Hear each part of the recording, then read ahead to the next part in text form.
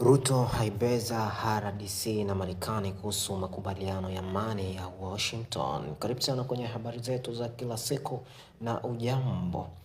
Katika kipindi ambacho mapigano ya M23 yanaendelea kutikisa eneo la Kivu, Rais wa Kenya William Samoei Ruto ameonyesha kutoridhishwa na juhudi za Marekani katika kusaka suluhisho la mgogoro wa mashariki mwa Jamhuri ya Kidemokrasia ya Kongo.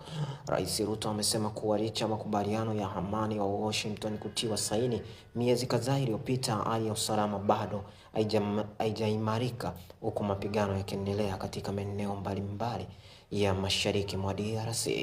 Akizungumza makubaliano hayo yaliyoungwa mkono na Marekani, kiongozi huyo wa Kenya alieleza kuwa mpango huo wa kidiplomasia haujaonyesha mafanikio yaliyotarajiwa, jambo ambalo linaendelea kuongeza taharuki kwa wananchi kwa ukanda huo.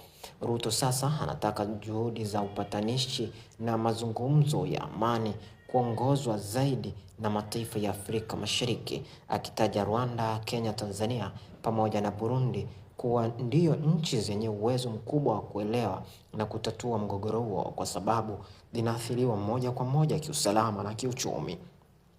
Kwa mjibu wa uchambuzi wake, mataifa ya ukanda wa maziwa makuu yanafahamu kwa undani athari za vita hivyo, tofauti na mataifa ya mbali ambayo hayaguswi moja kwa moja na hali ya mgogoro huo.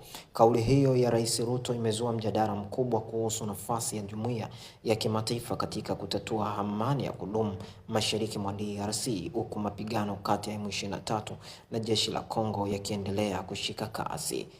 Mimi ni Kimodo Msafi na hii ni Saidi TV2 Media. Uwe na wakati mwema. Bye bye.